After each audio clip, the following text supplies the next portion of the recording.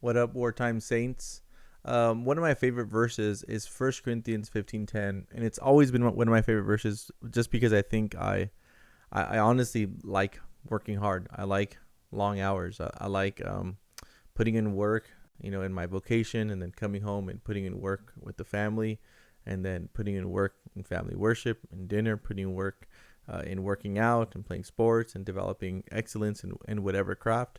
I just I love it. I can't. I don't know what it is, but I think those of you who've been able to spend time with me and me with you guys, I just try to be a high energy type of person, and not to make high energy like the standard for Christians or something, but I just really enjoy high energy. I kind of hate lounging around. I hate sitting around doing nothing, even on vacation.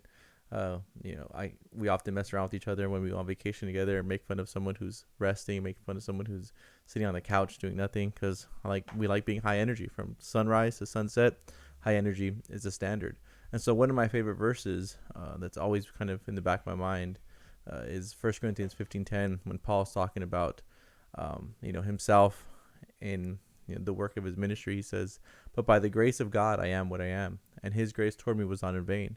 On the contrary, I worked harder than any of them, though it was not I, but the grace of God that is with me." And here, Paul's basically saying, like, he works as hard as he can.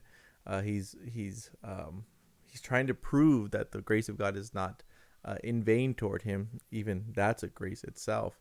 And basically, what I've tried to explain to people is, like, it's kind of like a budget, right? I don't know if you've ever been part of big corporations, or you've heard of these corporate budgets, but basically, if you get $5,000 a year and you spend $4,800 that year, do you think you'll be rewarded for the budget surplus you have that year of the $200 difference, or do you think next year your budget will be set at $4,800, right?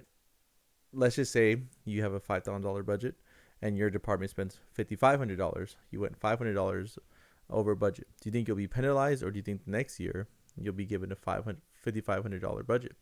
It tends to be the case in the corporate world and in these overinflated budgets. It tends to be the case of use it or lose it. You don't get rewarded for spending less. And in fact, if you spend more for legitimate or legitimate reasons, your budget goes up. We see this in government spending. We see this in government waste, I should say, all the time. We see this in corporate waste. We see this all the time, right? It's just part of the way that budgets are created. How much do we spend? That's our budget for next year, right? Regardless if it was less or lower. And I find that to be the case in the way that God also works with the energy that we expend of ourselves. And I don't say energy in some new agey way. I just mean energy in the sense of high energy, in the sense of mass production, in the sense of using the most of our day. Uh, when if you've noticed, when you don't work out, you have less energy. When you don't work out, it's not like you're like, okay, I've been storing up all this energy that I didn't use it working out. I didn't use it to do anything. I'm just sitting on this couch and I have all this energy now. No, in fact, when you sit on the couch, you wake up feeling less energetic. You have less energy, because it tends to be the case in God's world. What we, as it were, put out, the output that we have, God provides the energy for that output. If we really have a goal about us to be high energy, it tends to be the case by His grace, by His kindness toward us, by His working in us, that God will provide the energy that we need for the production that we desire. Not always, not perfectly. Everyone has those days where they're a little more fatigued. Everyone has those days where they're a little bit more sleepier than other days. Yes, of course, we're still fallen in the sense of our flesh in Adam, right? But what I've always tried to preach to myself and preach to other men, what I'm constantly trying to instill in my children, especially my son, is God is often providing the very energy that you need to work as hard as you can. And if you want to do, let's just say, 10 things that day, it tends to be the case that God will give you the energy to do 10 things. And if the next day you go for 11, you might have the energy for 10 and a half. But guess what? The day after that, if you do 11, God might give you the energy to do 11. And it tends to be the case that as our bandwidth increases, God provides the energy for that bandwidth. Now, can we be spread too thin? Can we be, setting ourselves up for burnout? Absolutely. But I'd rather someone burn out than someone do absolutely nothing. I'd rather someone spread themselves too thin than do nothing all day because of the worry of burning out.